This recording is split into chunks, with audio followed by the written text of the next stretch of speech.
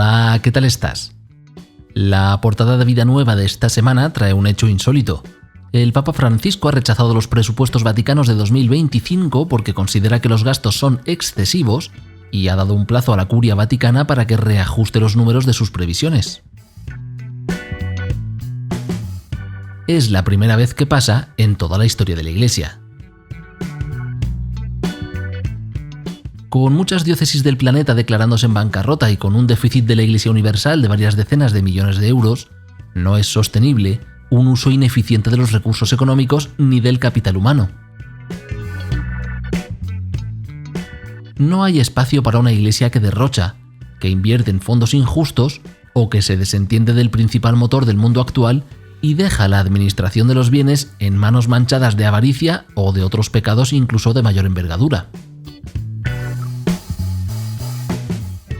Hoy hablamos de lo pecuniario, un tema que habitualmente queda fuera de los diálogos intraeclesiales, pero que no por ello es menos necesario o interesante. Durante los próximos 30 minutos nos vamos a dedicar a levantar algunas sábanas para ver si conseguimos averiguar lo que esconden debajo, y eso significa que tal vez descubramos algo que no conocíamos de antemano. Acomódate, que nos ponemos manos a la obra. Soy José Antonio y te doy la bienvenida al 193º episodio. El podcast de Vida Nueva.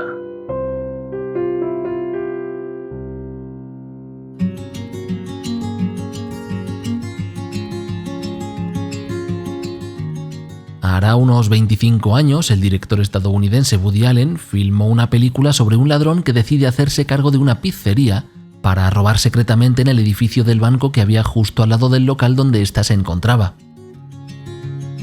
Su mujer se ocuparía del negocio legal, y él y sus compinches del asunto ilícito. Resulta que ella es más eficiente en su tarea y terminan siendo millonarios sin que el robo tenga siquiera éxito. Bien, ese es un punto de partida perfecto para el episodio de hoy. Durante siglos y siglos, mezclados con el resto, una infinidad de personas ha fingido caminar tras las huellas de Jesús al mismo tiempo que ocultaban un propósito secreto. En ocasiones, se les ha dado mejor el discipulado que la vertiente desviada y han terminado al frente de grandes obras o institutos religiosos, aunque muchos años más tarde la verdad última haya podido emerger y se haya descubierto la horrible cara desconocida tras este fundador o aquella fundadora. Sin embargo, muchas otras veces la realidad última es bastante menos amable de contemplar que la cinta de Woody Allen. Quien ha practicado el arte del engaño lo ejecuta con perfección y esos planes secretos terminan siendo desarrollados. A día de hoy, incluso con todos los esfuerzos y reformas impulsados y puestos en práctica, todavía queda mucha de esa gente en el Vaticano. Trabajadores consultados por Vida Nueva afirman que hay familias italianas que funcionan como clanes y califican del siguiente modo los métodos que utilizan con tal de perpetuar su entramado.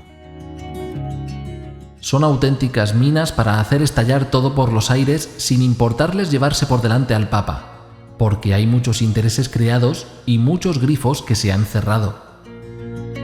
Francisco quiere acabar con un sistema enquistado, con auténticas castas italianas que han manejado a su antojo las entradas y salidas de capital, los contratos a empresas externas o el fichaje de trabajadores como si se tratara de un funcionariado hereditario. No nos sorprendamos demasiado, esto es un problema estructural que hunde sus raíces en los elementos más básicos de la Iglesia Universal. ¿Acaso nunca nos hemos topado con parroquias donde hay una serie de nombres intocables, por muy cuestionables que sean sus prácticas? La misma gente que alaba al párroco que les sigue el juego y que le hace la vida imposible al que les pone freno. Es similar, pero a mayor escala.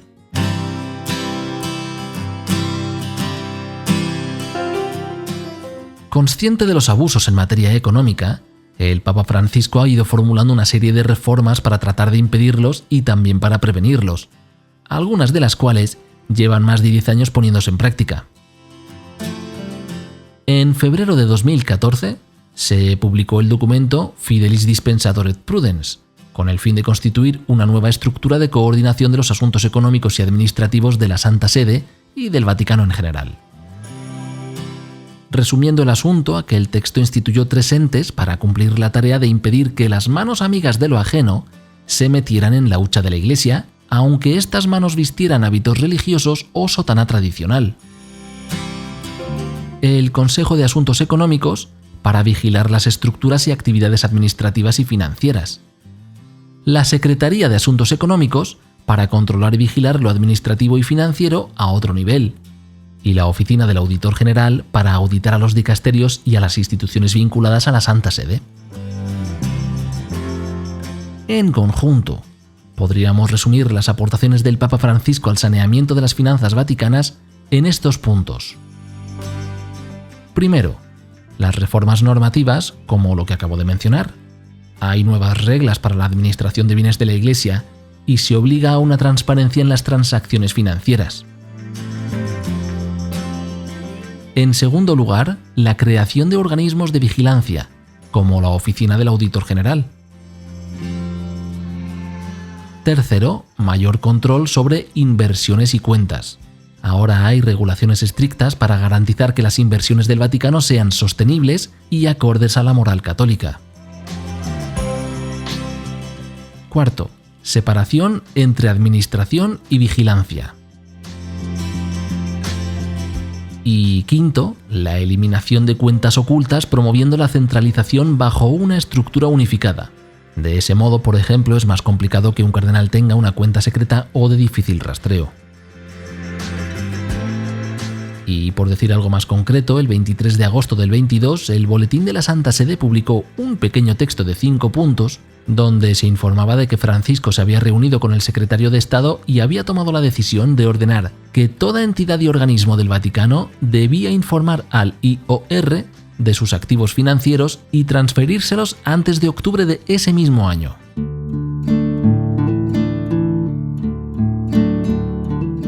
Y siguiendo esta estela de reformas, vamos a traer el nombre de Maximino Caballero, el laico que actualmente se desempeña como prefecto de la Secretaría de Asuntos Económicos de la Santa Sede. Caballero ofreció en febrero del 23 una conferencia organizada por la Facultad de Derecho Canónico de la Universidad Católica de Valencia y dijo que la transparencia no solo es publicar las cuentas, sino también demostrar que se dispone de unos procesos que funcionan, que cada ente es responsable de sus actos y que se lucha contra la corrupción. Y es que todo lo que venimos diciendo hasta ahora no ha dejado de ser el contexto necesario para dotar de puntos de referencia al titular que ocupa la portada del número de Vida Nueva de esta semana. El Papa Francisco ha decidido no aprobar los presupuestos que involucran a los dicasterios vaticanos y otras entidades relacionadas con la Santa Sede. Como decía Maximino Caballero, la transparencia no es solo publicar las cuentas. Tiene también que ver con la asunción de responsabilidades por parte de quien debe gestionar unos bienes que no le pertenecen. Porque aquí no todo tiene que ver con robar o malversar.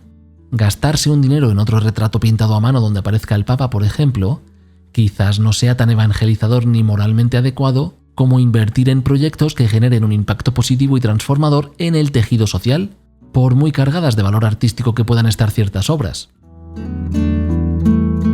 En ese sentido, cada entidad involucrada en las finanzas vaticanas tiene hasta que finalice el primer trimestre de este año para repensar sus gastos e ingresos y acomodarlos a la visión reformadora de Francisco, alejándose de la opacidad y la permisividad tóxica de los siglos pasados. Además del robo, la malversación o el uso indiscriminado de los recursos, la Iglesia también debe hacer frente a la responsabilidad económica que se deriva de procesos judiciales, como ocurre por ejemplo con la reparación de algunos casos relacionados con abusos sexuales. En julio de 2004, la Archidiócesis de Portland, en Oregón, Estados Unidos, fue la primera organización católica en ese país que buscó protección legal amparándose en la bancarrota para no tener que hacer frente al pago de indemnizaciones. Después de eso, otras 17 diócesis e institutos religiosos siguieron su ejemplo, entrando en largos procesos judiciales que se dilatan en el tiempo con tal de discernir a quién pertenecen los bienes que deberían venderse para satisfacer la reparación económica, alargando también el dolor en todas las partes implicadas, especialmente en las víctimas y supervivientes. Así, cuando el Papa Francisco decide devolver los presupuestos presentados para que sean modificados, este gesto no puede tratarse como una mera formalidad administrativa. Detrás de ello está el compromiso por adaptar el peculio al Evangelio. Evitar los clanes, mafias, corruptelas, engaños y opacidades que tantos quebraderos de cabeza y pecado han generado y promovido no es una cosa mundana de la que la Iglesia no deba hablar. Ante la moneda donde aparecía el rostro del César, Jesús dijo que debía devolverse al César aquello que le pertenecía. Sin embargo, los evangelistas no nos dejaron por escrito que una auditoría posterior hubiera confirmado que esa moneda, en efecto, llegara a su destino y no se quedara en el interior de algún bolsillo intermedio. Esa ausencia por escrito, no obstante, no es motivo de peso ni doctrinal como para evitar el diálogo económico en parroquias o foros eclesiales. Ahora que el Papa Francisco afronta un proceso delicado de salud, hay quien se plantea la viabilidad futura de todas las reformas que ha puesto en marcha. Aunque es cierto que hay quien las cuestiona desde que accedió al pontificado, pero ahora mucho más. Ante eso, un vaticanista le confiesa lo siguiente a Vida Nueva. Evidentemente, el Papa que venga va a seguir en su misma línea, pero si se precipitara un cambio ahora mismo, no ayudaría en nada, porque una sede vacante y el tiempo que le requeriría ponerse al día al que venga, frenaría parte de lo logrado y podría ser aprovechado por algunos para volver a las andadas, generar confusión y ganar tiempo, que en el fondo es perder dinero.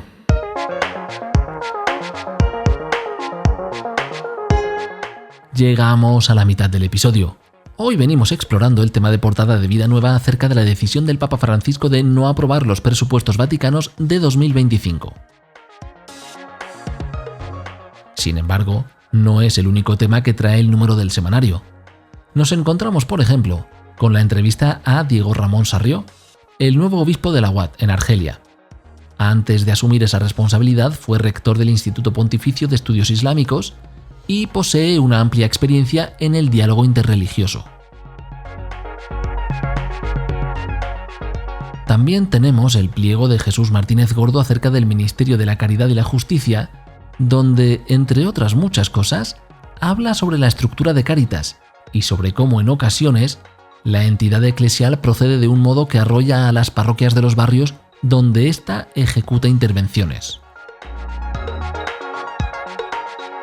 O podemos leer sobre cómo la nueva administración de Donald Trump en los Estados Unidos pone en riesgo a más de 17 millones y medio de migrantes. Hay muchos otros temas, claro. Si no quieres perdértelos, considera ahora suscribirte a Vida Nueva para recibir 47 números cada año. Encuentras toda la información en vidanuevadigital.com/suscripciones.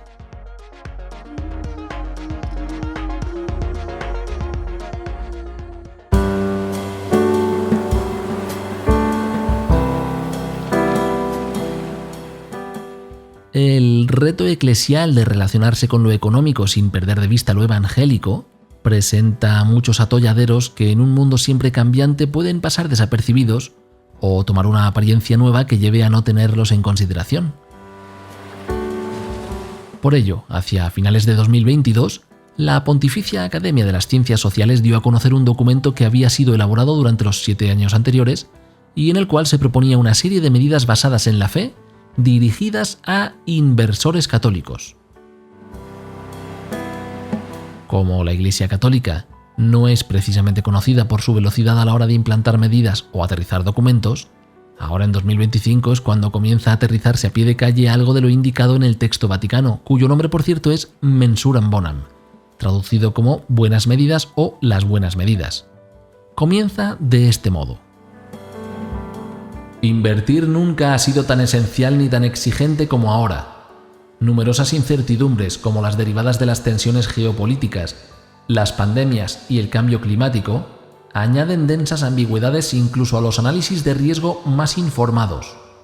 Las decisiones se ven aún más complicadas por las consideraciones cada vez más amplias para valorar los rendimientos financieros dentro de un nexo de resultados sociales y ecológicos.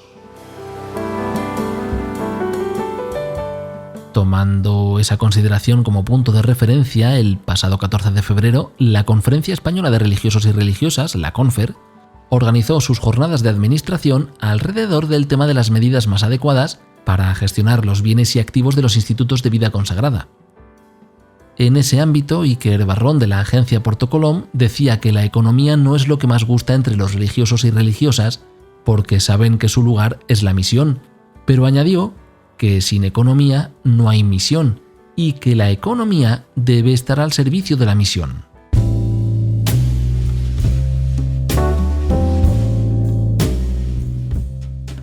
Aquel documento en particular no ofrecía unas soluciones técnicas concretas como la gente suele esperar, del tipo haz esto o haz esto otro. En cambio, lo que sí hacía era proponer una serie de preguntas que podían utilizarse para el discernimiento a la hora de invertir. Aunque la información podría haber sido presentada de un modo más amigable a la vista, esta aparece de un modo fácil de comprender. Los principios de la doctrina social de la Iglesia tienen unas implicaciones para la inversión y estas, a su vez, lanzan cuestiones para poder decidir en consecuencia. Por ejemplo, el principio de la solidaridad exige que la persona o entidad que va a realizar la inversión se pregunte lo siguiente: ¿se respeta a las demás personas o se las mercantiliza? ¿El impacto social unifica o divide? ¿Cómo se valora y preserva la generosidad de la naturaleza para las generaciones futuras? ¿Esta inversión aumentará o debilitará la confianza social?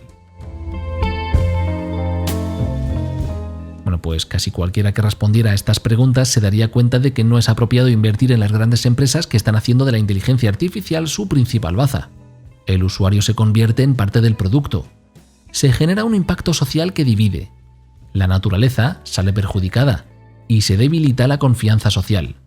Sin embargo, miremos a donde miremos, todo parece ser inteligencia artificial por aquí y por allá.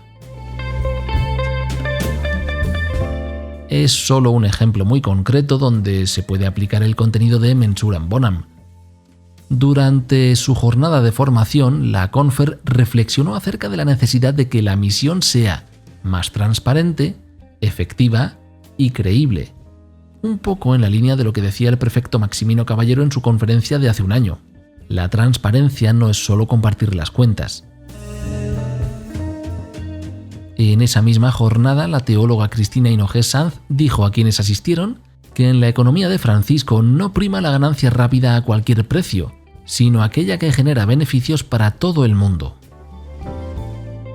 Esa economía de Francisco ha aparecido en párrafos de encíclicas, catequesis, entrevistas y todo tipo de textos y alocuciones. En 2018, sin embargo, el pontífice aprobó una serie de consideraciones sobre el sistema económico y financiero que recopilan casi todo ello en un mismo lugar. El documento en cuestión se llama O Económica et Pecuniaria Questiones y fue desarrollado en conjunto por la entonces Congregación para la Doctrina de la Fe y el Dicasterio para el Servicio del Desarrollo Humano Integral. Su objetivo es señalar las debilidades del sistema financiero, especialmente tras la crisis de 2008, y proponer soluciones. El texto está dividido en dos partes. La primera dedicada a una perspectiva normativa de las finanzas y la ética, y la segunda a aplicaciones prácticas. Vamos a ver rápidamente algunos elementos interesantes de estas consideraciones. La Iglesia no cuestiona la función de mover recursos económicos en el tiempo y el espacio, sino que critica la distribución desigual de los mismos, la brecha entre ricos y pobres y cómo los paraísos fiscales agravan estos problemas. Por otra parte, la Iglesia critica duramente la gestión de riesgos, sobre todo en productos financieros complejos y opacos, porque muchos de ellos apuestan por la bancarrota de terceros. La Iglesia también critica la manipulación de la información, como ocurrió en el escándalo Libor, en el que las entidades involucradas alteraban los números para aumentar ganancias o disminuir pérdidas en varios millones de dólares cada día. Y también relacionado con la información, La Iglesia señala cómo la asimetría de esta y los conflictos de interés permiten que algunas partes se aprovechen de otras.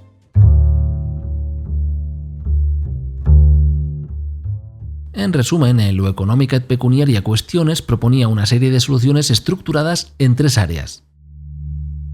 En primer lugar, se rechazaba la idea de que el mercado pueda autorregularse y se indicaba que la regulación del mismo se debería basar en la ética, abogando además por una separación clara entre poderes políticos, económicos y financieros.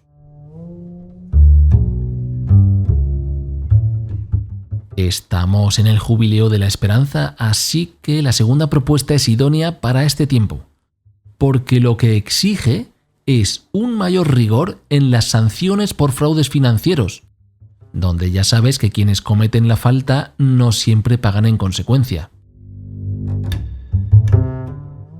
Y por último, la transparencia de la información se presentaba como la piedra angular de la aproximación católica. La Iglesia exige que la información financiera sea completa, clara y accesible, que los inversores conozcan los usos de sus fondos y los riesgos asumidos.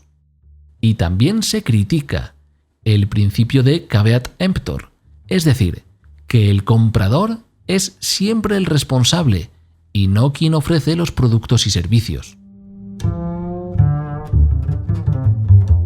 No me he detenido en este documento de recomendaciones para rellenar minutos del episodio, sino porque si nos fijamos con detenimiento, la decisión del Papa Francisco de frenar los presupuestos de 2025 y su apuesta por la transparencia financiera siguen una dinámica sólida en materia económica que se ha impulsado durante su pontificado. Se ha presentado en encíclicas y otros documentos, se ha expresado en entrevistas, se ha leído en libros y hasta se ha escuchado en audiencias generales. Ahora bien, decíamos que el funcionamiento estructural en estos temas ha sido muy diferente durante los pasados siglos, donde el oscurantismo y la opacidad han reinado libremente. Por tanto, ¿qué representan los últimos 10 años en ese contexto de mayores dimensiones temporales? Un tiempo de resistencias, ni más ni menos. Porque si hemos escuchado muchas veces que el diablo entra por el bolsillo, ¿qué sucederá cuando lo que se trata de airear y sanear es precisamente eso?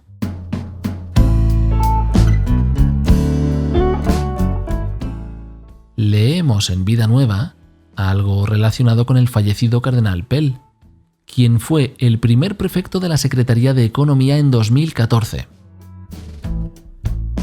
Justo en la época en la que el cardenal llegó al Vaticano junto con un grupo de asesores externos, cuyo propósito era analizar las finanzas vaticanas y desvelar y solucionar irregularidades, Pell fue juzgado por unos supuestos abusos cometidos contra 2 menores de un coro parroquial. Por este delito pasó 404 días en prisión, hasta que un tribunal dictaminó que no había pruebas suficientes para ello y el cardenal fue excarcelado. En una entrevista a Vida Nueva, George Pell confesó que su mayor error había sido subestimar las fuerzas oscuras del Vaticano y afirmó haber sido una cabeza de turco. Si el demonio entra por el bolsillo, si cuando lo económico comienza a ser investigado se producen acontecimientos sorprendentes, y si los trabajadores vaticanos afirman que hay familias con capacidad para controlar fondos y hasta puestos de trabajo, ¿cómo podría relacionarse toda esa información en su conjunto? Yo no tengo respuesta, pero seguro que hay mentes más sesudas que la mía capaces de establecer los vínculos apropiados.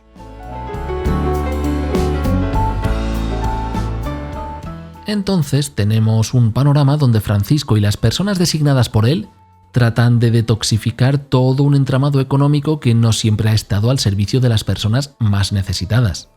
Y también nos encontramos con las voces que se le oponen desde dentro y desde fuera de la Iglesia. El economista católico francés Jean-Yves Naudet, por ejemplo, afirmaba que el texto O Econòmica et Pecuniaria Qüestiones debía ser interpretado con apertura en lugar de verlo como un ataque directo al sistema financiero. El jurista, también francés, Jean-Paul Feldman, dijo que ese mismo texto era demasiado severo al proponer que se regulara el mercado financiero. Y el jurista Jean-Philippe Delsol dijo que el Vaticano estaba perdido hablando de economía y que existía un antagonismo entre la ley civil, la ley moral y el mercado económico. En cierto sentido, ese antagonismo existe de facto. El actual mercado económico y financiero es incompatible con un dominio de la moral y mucho menos de la moral específicamente católica. Lo que suele ocurrir es que la esfera económica tiende a afirmar que la Iglesia se adentra en un terreno que no domina y que por eso expresa y propone ideas imposibles de poner en práctica. Tales observaciones parciales dejan de lado la otra parte del tablero, donde la economía se encuentra de manera efectiva y realizable con el Evangelio. En Vida Nueva, esta semana tenemos expuesta la vida del presbítero Álvaro Ramos, quien abandonó su empleo como banquero de inversión y ahora vive en Tegucigalpa, en Honduras, poniendo en práctica sus conocimientos económicos y financieros al servicio de una transformación positiva de la sociedad. Ramos se graduó en ICADE y tiene un MBA de la Universidad de Carolina del Norte. Dice: «Invertí muchos años preparándome para el mundo económico y descubrí en el Evangelio la mejor inversión. Me di cuenta de que no sabía para qué quería el dinero que yo ganaba. Hay muchas personas que no les da para vivir y hay una parte de la sociedad a la que le sobra».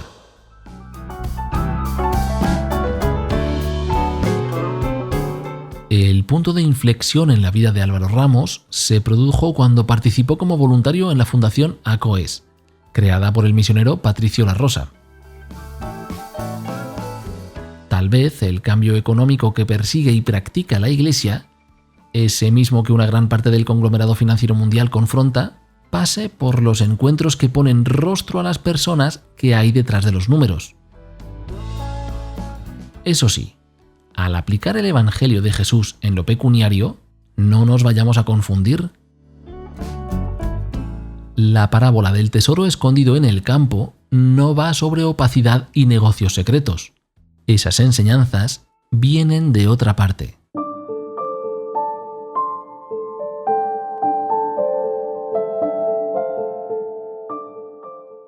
Esta semana han pasado muchas cosas en la vida de la Iglesia. Hasta el momento, el Papa Francisco sigue hospitalizado recuperándose. Y sobre ello, el presidente de la Pontificia Academia para la Vida, el arzobispo Vincenzo Paglia, ha afirmado que no faltan cuervos, haciendo referencia a las personas cuyo interés es que la vida del pontífice finalice cuanto antes. Ante las negociaciones unilaterales entre Washington y Moscú sobre la situación en Ucrania, el patriarca Epifani pide a los ucranianos que no se hundan en el fondo de la desesperación. El cardenal Omeya ha presentado en Roma el proyecto MED25 Bella Esperanza, el buque escuela para fomentar el diálogo interreligioso entre jóvenes. Para no perderte nada y estar al día, pásate por vidanuevadigital.com.